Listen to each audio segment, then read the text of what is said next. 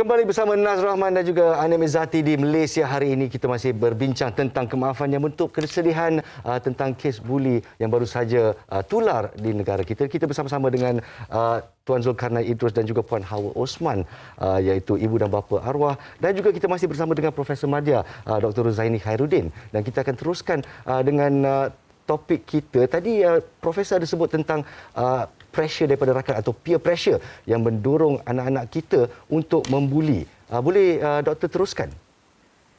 Ya, terima kasih Nas.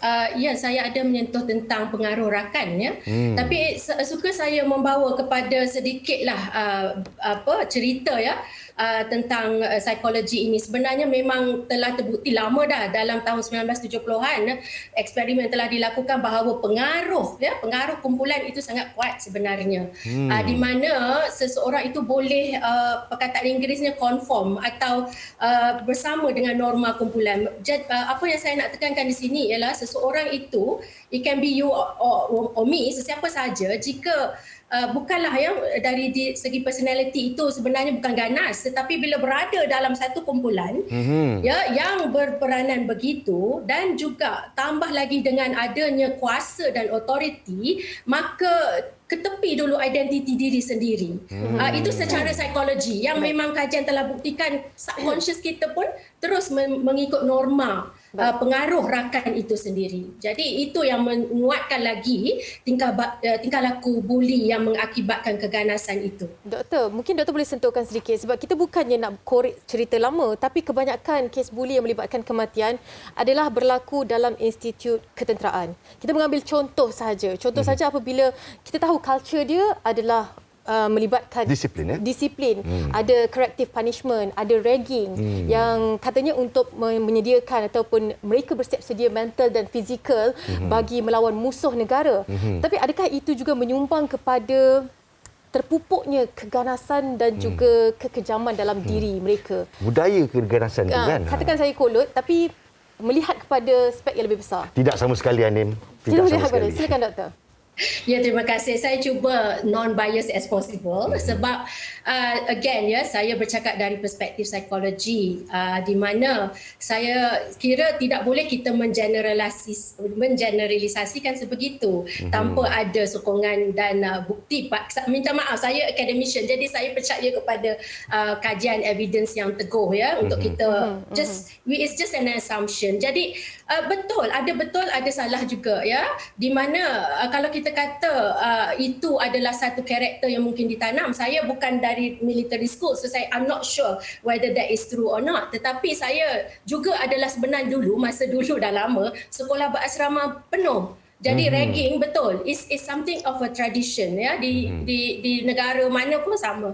Tetapi ya saya pertama kali saya berfikir begitu juga. Mungkin mereka ini adalah grup yang special sikit sebab macam kata Anim tadi, mereka adalah dilatih untuk menjadi tegas, untuk menjadi tough lah ya, tough. Tetapi saya kurang senang kalau kita generalize itu saja, mengatakan itu yang ditanam dalam diri mereka supaya mereka menjadi ganas. Tidak. Tetapi macam saya kata, yang penting ialah didikan, leadership itu perlu betul. Itu yang saya nak tegaskan lah. Nas dan Anim, terima kasih. Terima kasih doktor. Jadi kalau kita cerita pasal sekolah, tak kisah sekolah biasa ke sekolah berasrama atau sekolah ketenteraannya, faktor buli ini tetap ada di mana kita berada kalau kita cerita tentang institusi ya. Tapi kepada Encik Zulkarnain dan Puan Hawa, adakah tuan dan puan percaya ya selepas kes Allahyarham ni menjadi tular, sekolah-sekolah berasrama, sekolah-sekolah biasa ni akan lebih peka terhadap kes pembulian dan budaya ragging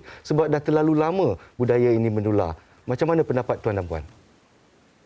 Terima kasih.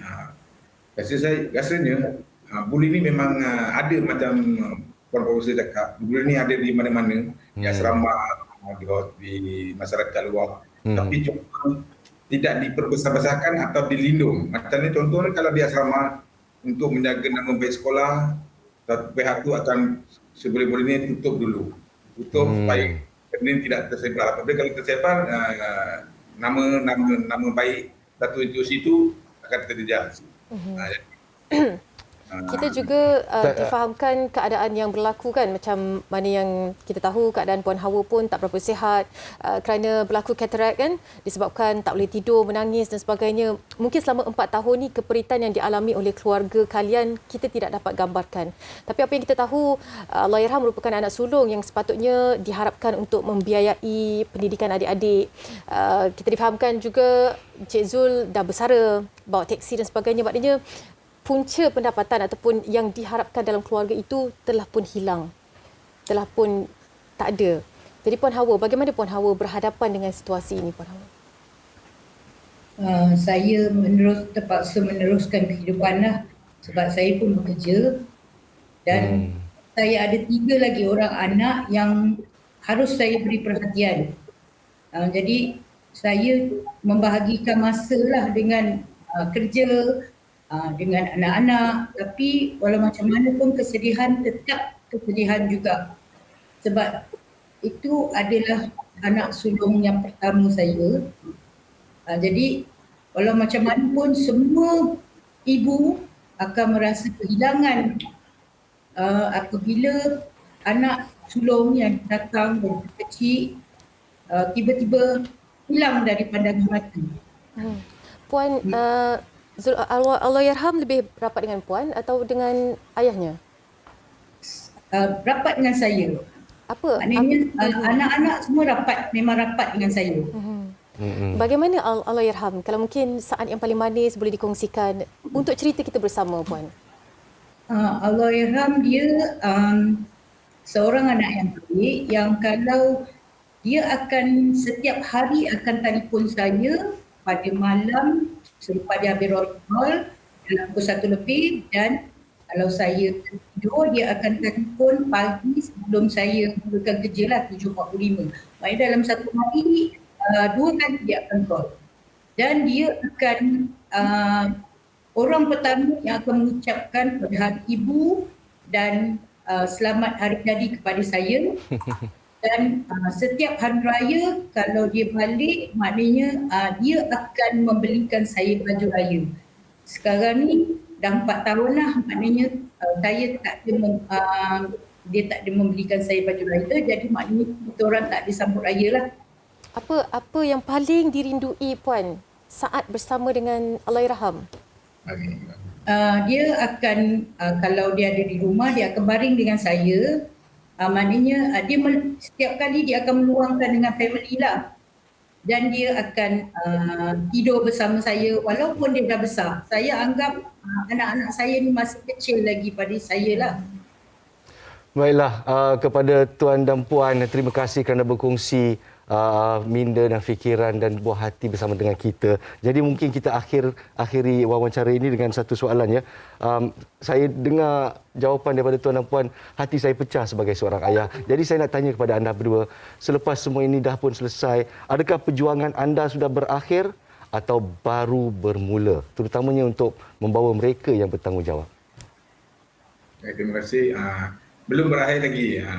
Bagaimana lepas keputusan dah diputuskan oleh Mahkamah Tinggi, saya akan terus berjuang untuk memperjuangkan lagi ke peringkat lebih tinggi, iaitu di Mahkamah Rayuan. Dan seterusnya kalau boleh sampai setakat lebih tinggi, sampai betul-betul keputusan itu Mahkamah, baru kita henti. Doa kami dari rakyat Malaysia, semoga Tuan dan Puan terus cekal hati dan terus membela keadilan di sini. Terima kasih kami ucapkan. Doktor, akhir sekali daripada doktor mungkin nak disampaikan kepada... Ya. Sama-sama Puan. Doktor, sedikit doktor yang disampaikan sama ada kepada pembuli ataupun yang dibuli, mangsa dan sebagainya. Apakah yang kita kena letak dalam mental kita, fikiran kita sebagai masyarakat Malaysia, doktor? Secara ringkasnya, silakan. Ya, secara ringkas, satu pada saya ialah kesedaran lah, sentiasa sedar, dan kepada diri pembuli sebenarnya perasaan marah mungkin ada dalam hati, mungkin perasaan tidak puas hati. Jadi jika ada tanda-tanda psikologi begini, cepat-cepat bercakap dengan seseorang atau mencari satu bantuan yang profesional. Juga mangsa pembuli, jika dapat didapati diri anda dibuli, pertama sekali ialah bercakap dengan pihak yang betul. Jadi mungkin ya, insya-Allah kita boleh jaga dan elakkan dari perkara yang tidak disenangi berlaku lagi. Terima kasih Nas dan Anim. Semuanya bermula di rumah, Anim. Terima kasih doktor dan terima kasih kepada kedua ibu bapa. Allahyarham Zulfarhan Osman. Semoga Allahyarham tenang di sana dan semoga anda teruskan perjuangan anda. Assalamualaikum semua. Waalaikumsalam.